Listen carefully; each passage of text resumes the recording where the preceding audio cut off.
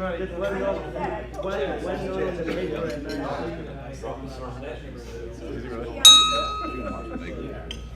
Good afternoon, and welcome to Jonesboro Rotary. Good afternoon. I am not Morris, I am filling in for him. And we're going to start with the invocation from Chance Biden. All right. Going off the cuff today. Bow your head. Dear gracious Heavenly Father, thank you so much for another beautiful day here on this earth, Lord.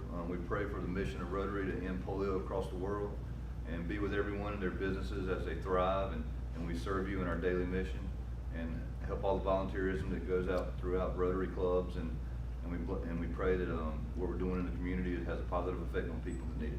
In Jesus' name we pray, amen. Amen. Amen. Thank you, Chad. Video? Yeah, so we've got a video to show first, and then we're going to get into the announcements and such. So let's go ahead and show this. Oscar, why did you join the Rotary Club? Because they made me. I joined the Rotary Club because I wanted to be part of this great organization that is serving our community. I see the good things that you're doing around the area, and I wanted to be part of it. I like to participate in the events. We've participated in the Stop Hunger Now and the block party, and we invited a lot of students who came over, and we had a lot of fun. So it's a good, it's a great way to go out there and serve our communities. I didn't know much about Rotary Club until I was asked to be part of corporate membership through Central Carolina Community College, and it has been a great learning opportunity. It has allowed me to get to know more people, and it provides the opportunity for networking as well. For me, I like that I can go out there and learn all of these activities that the Rotary has been doing, and to be part of them is a great honor and a privilege. And I would like to help as much as I can and represent Central Carolina Community College and the Refuge Family Resource Center. I would like to invite all of the Rotary members to attend our events, and the next event is October Fest. Actually, it's called Festival Latino, and it's going to be October 6th at Jonesboro United Methodist Church from 11 a.m. until 3 p.m. Come out and join us and have fun. But for all of those who don't know about Rotary, I would like to invite them to come over and join us in our weekly meetings at the Steakhouse. Meetings are held at noon every Thursday. Please come and join us. So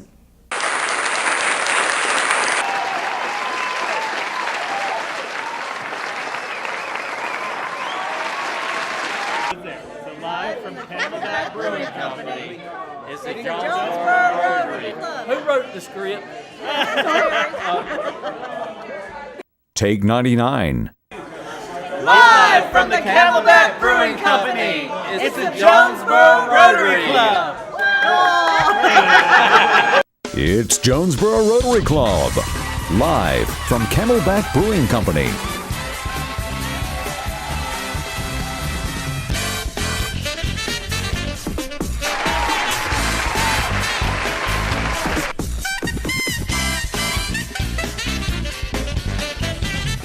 Morris McClellan, President.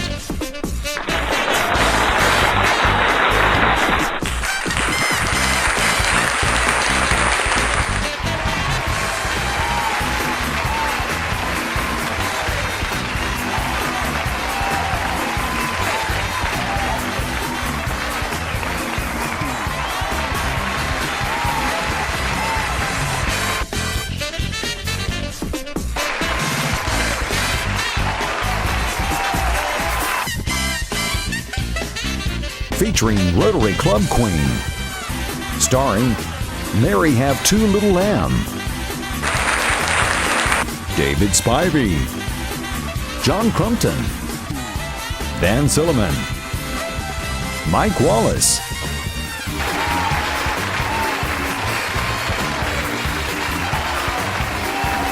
Peggy Taphorn, Jacob Toth, and John Ramsberger. Tuesday night members are Morris McClellan, President, Ed and Janet Mishler, Jamie and Sandra Bowen, Rick Clements and Mrs. Clements, Neil and Molly Jensen, Terry McMillan, David Morse and Tony Davenport Morse, Al and Linda Ruschatz, Debbie Scott, Gail Silliman, Michael Steck, Jeremy Thomas, Tammy Johnson.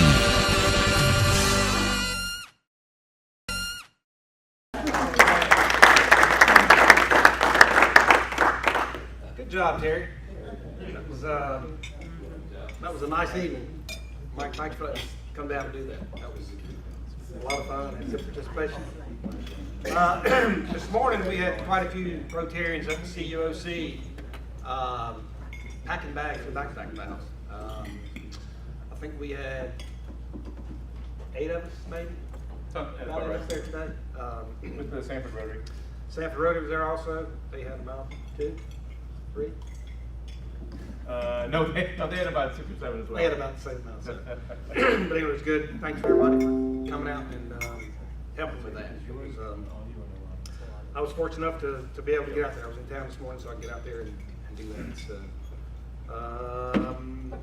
announcements. Do we have any announcements today?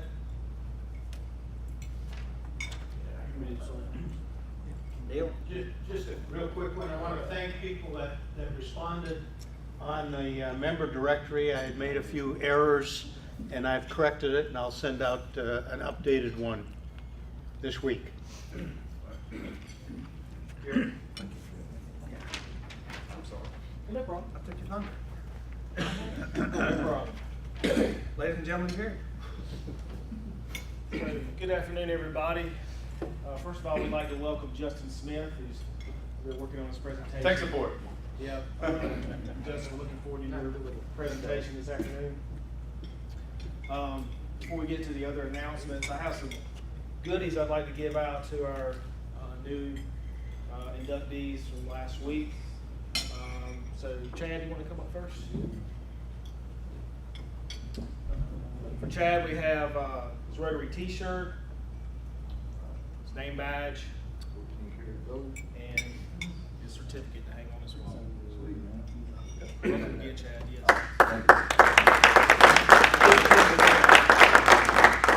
Marcella, am I pronouncing that right? Mary Fella. Mary Fella. Mary. We also have a T-shirt for you. So when you're doing projects, you can wear that. Name badge. Thank you. Certificate for your wife. And then some information about the club. Yeah, it's already just much. I know. Again, welcome to our club. Thank you so much.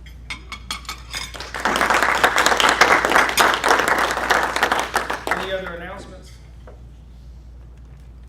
about brags? Anybody have any brags today? Anybody's feeling braggy? All right. David, we'll turn it over back to you. Thank you, Jeremy. Mr. Aiken here. A whole lot of stuff going on, Billy said. Let's see. John, We ready to go? I think we're ready to go. Okay, okay. Do you want me to go ahead and click through it as you start on? Yeah. Here, let me go ahead and start the first. Hang on just a second, folks. We're gonna start the first slide. We're gonna plug this in.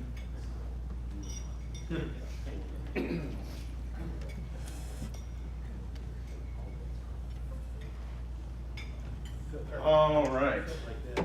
Just in time. Hi. We have Justin Smith here as our program today. You're going to hear about Ascend Leadership Academy. Who here knows that there's a new school as of yesterday in Lee County? Okay, the county manager, yeah, exactly. Justin is a dedicated school administrator with 14 years of experience in education. He's a Lee County native and a graduate of Lee County High School. He attended NC State University and earned a Bachelor of Arts degree in History Education in 2004. After graduating, he began his teaching career at Sanderson High School in Raleigh. At Sanderson, he taught a variety of social studies courses, including civics and economics, world history, and African American history. He also held several leadership positions. In 2008, he applied and received the National Board Certification in Social Studies, which is grades 9 through 12 and young adults. In August of 2010, he accepted the prestigious North Carolina Principal Fellows Scholarship to attend NCCU, where he graduated magna cum laude in May of 2012. After graduating, he accepted an assistant principal position at Voyager Academy High School.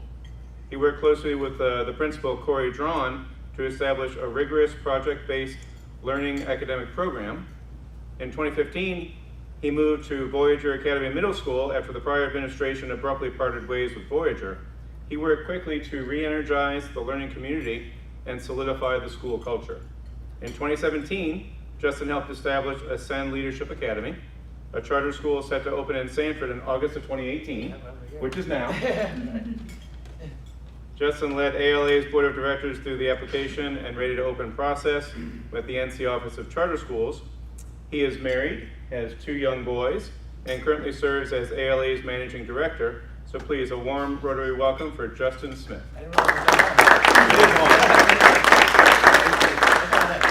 I didn't realize the bio was that. Well, you long. wrote it. I did. Apparently. So I forgot to send it today, and then I had that somewhere for something else, and so yeah, that sounded really good though.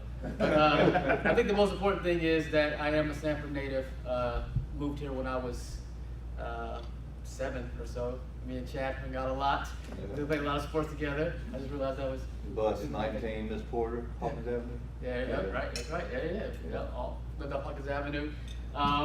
Yeah, and I'm happy to be here. I think one good cool story about the Rotary Club for me is when I was at least senior, I shadowed Superintendent Robert Logan when he was superintendent of Lee County Schools, and I believe I shadowed him at a Rotary Club meeting or something like that here at the Flame.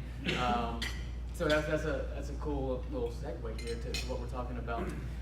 So I am here to talk about Ascend Leadership Academy, charter school here in Sanford. I don't know how much you know about charter schools, but charter schools are public schools. All right, the difference between our charter school and other schools in Lee County is that we're independent of Lee County schools and any school district. We have our own board of directors. We had a board meeting last night for our board of directors, and they make local policy that directly impacts the students in our building. So that's the main difference. We do receive state funding, we do receive local funding because we do service students free of charge within the community. And another big difference is we are able to accept students from any county in North Carolina. So we do have a majority of our students are from Lee County, but then there are some students we have about 40% of our students from Harnett County as well. And we'll talk about our location of our building and everything there. Okay, you can go on to the next slide. So what is Ascend Leadership Academy? I'm gonna go through it quickly. I could talk to you about this for a while, because I've done it for the last 2.5 years, trying to sell the school, so to speak. But it is a transformative project-based leadership school. And project-based leadership might sound a little bit unusual to you, but it's basically project-based learning combined with our RAISE leadership program, which I think I'll talk about in the next slide, and where we're giving students unique learning opportunities within the community. Very similar to what the Rotary Club does, a big emphasis on service, community service, and a big emphasis on being a part of something that's bigger than yourself. So it's really about believing that every student has unique talents and abilities, every student has certain skills, and then it's our job to nurture those skills and then put them in situations where they can use their academic knowledge and their unique talents and abilities to service the community. So you'll see us around a lot. Hopefully I can get some students in front of you doing presentations like this, talking about what they're learning at school. I would love for that because we're all about making things real world and relevant for our students. So like I said, tuition free, public charter school. And right now we service students in 6th and 7th grade. So we did, like John said, we opened yesterday with 162 6th and 7th grade students. And eventually we'll grow, our charter allows us to grow to be a 6-12 school, and we will grow to be that over 5 years. So well, in the next our 5-year plan has us with about 560 students, grades 6 through 12 in 2023. So we have a rigorous academic program, and that prepares students for college and life in the 21st century. And when our tagline is actually empowering students for the 21st century, and what that means to us is, number one, making sure that they're digitally literate, introducing them to technology, how to use Google Docs, and how to use other programs that I'm sure many of you use in your own businesses and professions as well. Each student does have an iPad at the school that they take back and forth, and then we're going to teach them how to do video production, audio production, similar to the video that we saw here today. Do some programming, animation as a part of our program also. But then also with 21st century skills, we believe that interpersonal communication skills is a big part of that. So we have a leadership advisory class where students are taught how to interact with one another, how to speak with one another, how to give presentations like this and go in front of people and have the confidence to be able to articulate certain points. So it's the digital literacy, and then we have interpersonal skills, and then we also believe in the service aspect of the 21st century. We want our children to be able to collaborate and work together on teams to provide service and identify issues in their community, and then be able to problem solve to solve some of the issues. So we want to give students those skills as well, not just technology, but also the ability to collaborate, problem solve, but also communicate with others in their community as well. So our mission there is there, as you can see it, grow their self-advocacy, intellectual understanding, and social competence, and that kind of encompasses that 21st century learning in accordance to Ascend Leadership Academy. So 3 major pieces of our program, like I talked about, project-based leadership. So project-based learning is basically learning by doing. So students are going to be out in the community having field experiences, then they're going to learn through a process that our teachers create, and then they're going to have a culminating event that's always public. So they'll be out, we'll invite people in, so if you have a specific area of interest where you want to come into our building, we may ask you to come in, so maybe our students can give you a presentation. So let's say that maybe, so I know one of the projects that we're going to do is going to involve, we're going to create like a news broadcast, where that's going to incorporate math, science, humanities, and our digital media class. So if there's people who have certain skills in those areas, we may ask people to come in and judge the videos that the students make based on how they did, and then give them other opportunities within the community to show their skills. And then the leadership aspect of that, RAISE, is respect, oh goodness, I'm gonna go blank. Respect, authenticity, integrity, service, and excellence. No, I'm sorry, respect, accountability, integrity, service, and excellence is our RAISE leadership program, and we take the students every day through this curriculum where they learn about each of those character traits and are given specific lessons that relate to respect, accountability, integrity, service, and excellence. So that's our leadership program. Every student takes that course, and we combine that with the project-based learning to give them unique experiences. Digital media, like I talked about before, those are the different areas that we focus on in our program as well. And this is another area how we're different from traditional public schools. Our program is very specific. Most of the traditional public schools have more of a comprehensive program where they have several different areas that kids can choose from. We're so small that we really have to focus on the areas that our program will focus on, and one of those areas is digital media and technology. So students do have music class, they do have art class, but it's not on the same scale as it would be at a traditional public school. So every student takes a digital media class, they learn graphic design, animation, video, audio production, and other digital literacy skills. And then student empowerment is the last thing. We believe that students are stakeholders in our school. So often you hear people talk about, making everybody a stakeholder in the learning community, but students are a big part of that for us. We want to empower them, help them have some ownership in the learning community, because their studies show that if students take ownership of their learning in their learning community, student achievement increases. So we give them opportunities to have say in what goes on. Obviously, we know we're the professionals and we drive pretty much everything that goes on in the school, but we do provide opportunities for them to have student choice and voice because we want them to feel like they're a part of what's going on in the learning community. So, yes. So as of yesterday, we have 162 6th and 7th graders and about 11 faculty members, including myself. And like I said, about 60% of our students come from Lee County, all over the county. And then another 40% come from Harnett County, but mainly Spout Springs, Cameron, Spring Lake area of Harnett County. We do provide transportation for our students. So we have 2 buses that go, one comes into Sanford, goes around, and we do more community stops rather than traditional neighborhood stops where the parents meet us at the bus stop. Our bus picks them up and then brings them to school.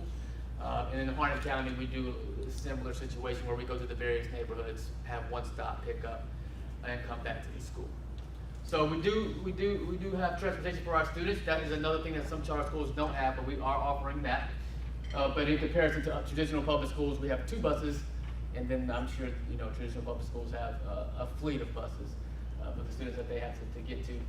We don't have a cafeteria, so we do have hot lunch options in lieu. So we have vendors in the area that we contract with, who our parents go online and order, and then they deliver the lunches to us at lunchtime. Like right when I left is when it showed up.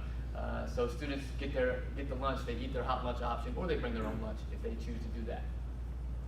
And then we also have athletics. So our first athletic events are next week. So in the fall here, we're doing cross country, boys soccer, and girls volleyball. And then we'll do basketball, soccer, baseball, and the various sports as well. And we play mostly smaller schools, like the private schools in the area, the Christian schools, and then we'll play other charter schools as well. So, I don't know if you've been out to our site, but we're located, currently we just got our certificate of occupancy our temporary certificate of occupancy on Tuesday, and we opened up on Wednesday. So, our facility is located at 283 Harvey Falk Road. So if you go on Horner Boulevard or 87, a little bit past Walmart, Harvey Falk Road is that little side road where there's a car dealership on the corner. And our facility is right there. You can probably see it off of 87 if you're going to Fayetteville or Carolina Trace or somewhere like that. Currently we have 23 acres of land which we plan to expand on. So right now we have all of our 6th and 7th graders in this facility here, as you can see the building there. And then we'll grow next year to 6th, 7th, 8th, and 9th grade. And we'll have all those students, that's about 320 students in this building. This building has about 20 classrooms and 4 offices. So we have the capacity for that many students. And then in year 3, we will do, on the same site, we will do a new construction site for our high school, probably around 50,000 square feet or so. And then we'll do it in phases to include the middle school, high school, and then we'll also have athletic fields all on site. So that's the vision for the facility and how I feel like we're contributing to the enhancement of the educational landscape in Lee County. So definitely come by and see us where we are. We welcome everybody. We'd love to have visitors in and come in to see our students and what they're doing and have them present to you their learning. I don't know what the next slide is there. So here's some pictures from the first day of school. That's that same building on the inside. Our students do wear, well, technically it's not a uniform. It's a very stringent dress code. But you can see how they have our school colors, which are navy, gray, and white. So they're required to wear a collared shirt in those colors with our emblem or without. And then the pants need to be khaki or gray or white or black in that area. And then here's the inside of the facility here, just a long shot with the lockers and the classrooms and so on and so forth. Yeah, so very, very small, very much a community school is what we're trying to build. I think that along with students being stakeholders, we think that community members like yourselves and then obviously parents are huge stakeholders as well. They made a choice to come to our school. So we want to bring them apart, have them be a part of the process of what goes on in our school as well, and we value their input very much. So my contact information is here. Definitely visit our website to see what we have going on. Phone number is there also. We're always looking for ways to connect, to gather donations and sponsorships or connections for projects is really the main thing that we love, because we know that there's several people, especially in this group here, that have different skills that our students can definitely benefit from. So we definitely want to make those connections. I've got cards if you want to get more information from me, but I definitely want to give opportunity for you to ask me questions as well, because I know charter schools are different thing in this community, and I want to make sure that I clarify anything that anybody has any questions about. Yes, sir. Well, in the time period that has led up to this, I'm just curious to, like, when you go to Spout Springs community in Harnett County, who made the marketing pitch to that Right. community that That's a good question. we're going to build a school over here in Harvey Falk Road, wouldn't you like to? Right. Let's come pick you up and come Yeah. to school over here in Lee County. So it's a great question. So really, the charter school is really like technically it is a 501c3 nonprofit organization. We have not a 501c3 nonprofit. So we are a mini business in the sense of, and with our marketing, we did a lot of different things. But I will say, I mean, we use our social media a lot. We used mailers and the traditional, we had billboards for a little while. We have had signs, but I think the big piece was our community events and community meetings that we held, and where parents just came and were able in a forum like this just to ask questions, meet our board members, and just get a feel for who we were.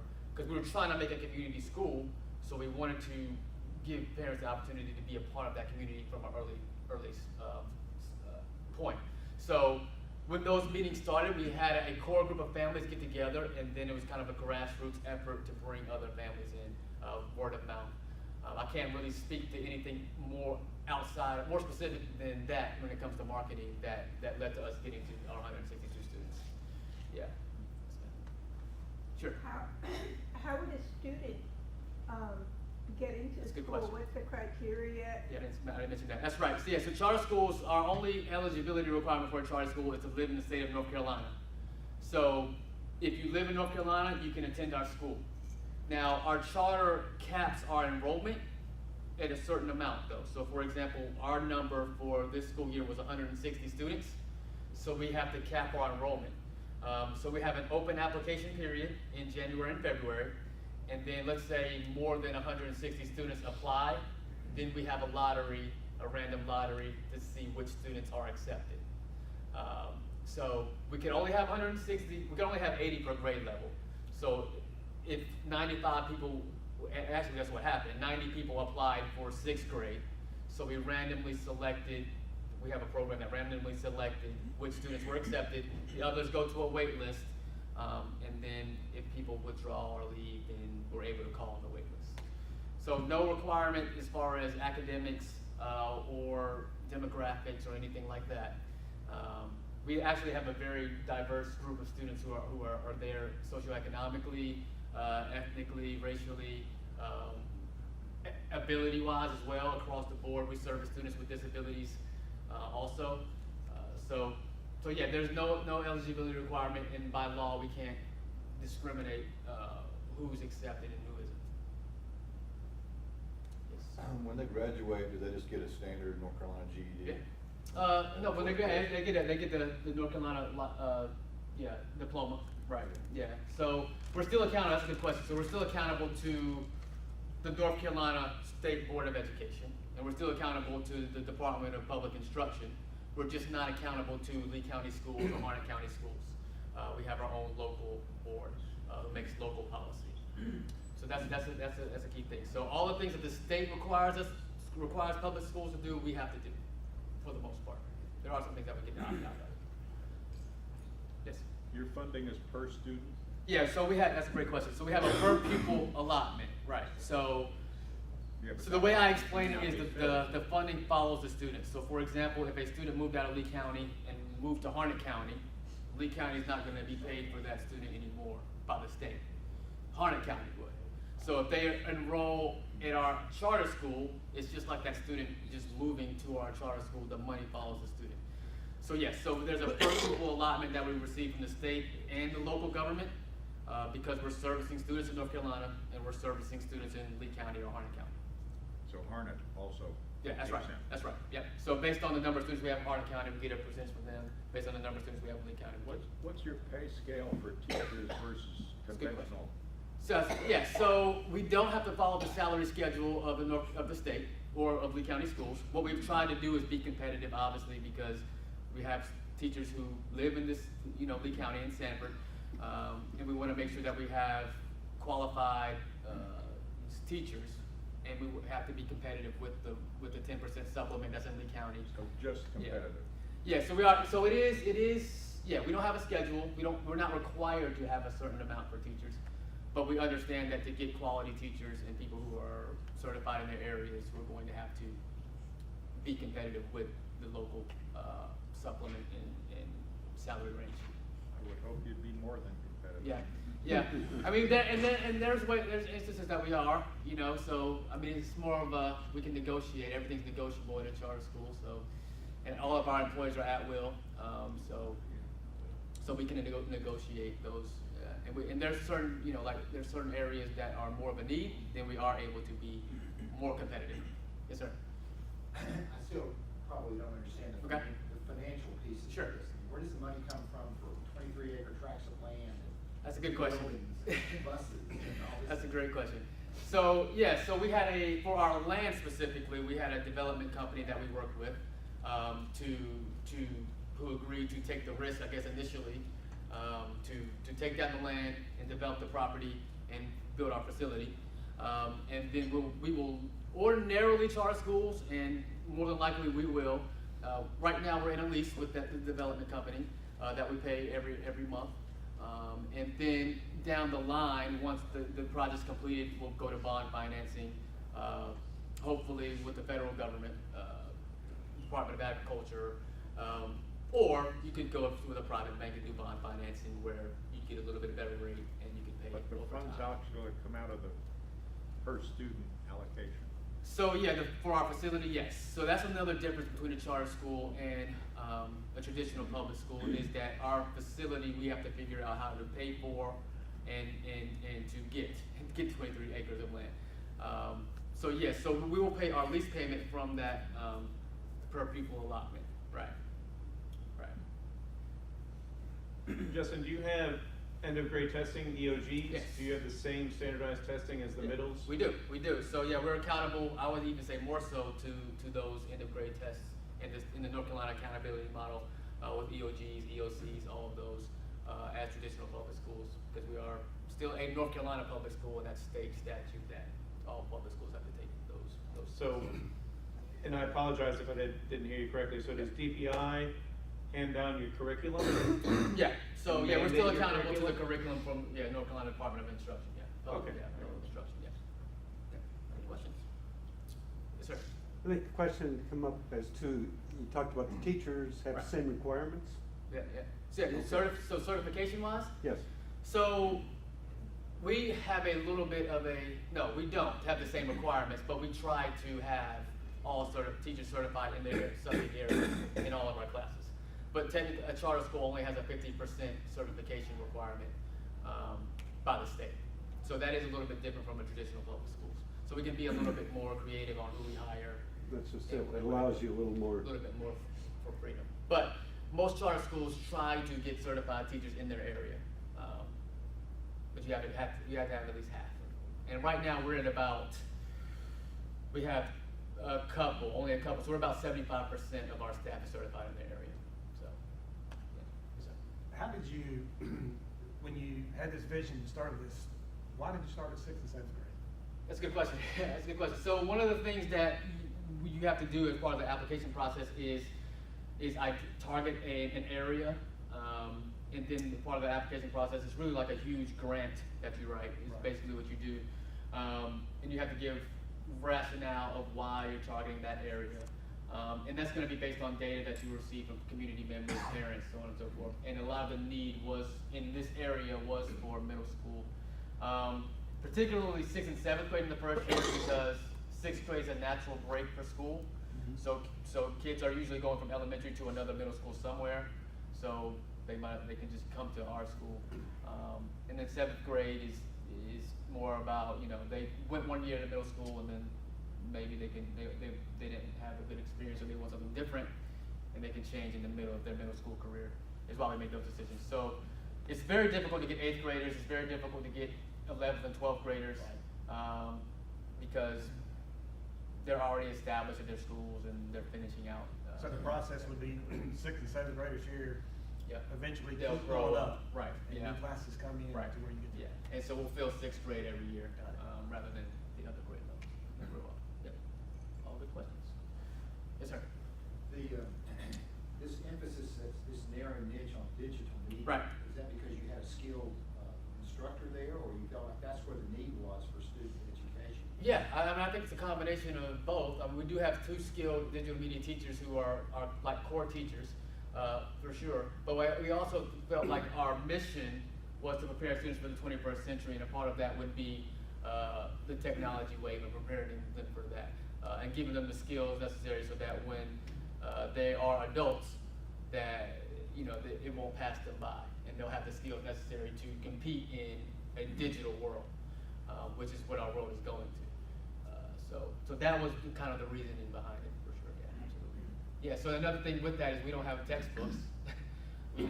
The philosophy is we have the internet and information at our fingertips. So we use that, and we use other digital resources to instruct students that are out there. Yeah. It's a little different.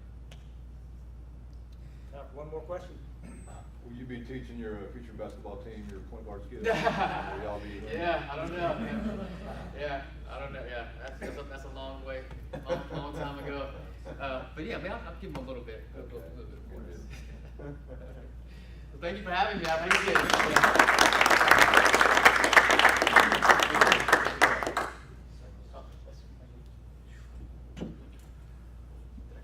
I'm glad my kids are the age that they are. Way too much too many decisions I have to make nowadays. Schools and options and stuff. So anyway, thank you so much for the program today. Glad that the 2 new members got their bag of goodies, and glad to have you guys with us. Anybody else have anything else? Howard. I said, in the past, when we had new members, we always had them stand up and tell us a little bit about themselves. That was last week. They did that last week. We just didn't have their stuff. Perfect attendance, we're there. Go on YouTube. All right. Who's going to lead us in the 4-way test today? Oh, John. We didn't know Ralphie. Want me to do it? Let's do it. Let's do it. Let's do it. Please join me in reciting the 4-way test. The things we think, say, or do. First, is it true? Is it fair to all concerned? Will it build goodwill and better friendships? Will it be beneficial to all concerned? I pledge allegiance to the flag of the United States of America and to the republic for which it stands, one nation, under God, indivisible, with liberty and justice for all. Bing.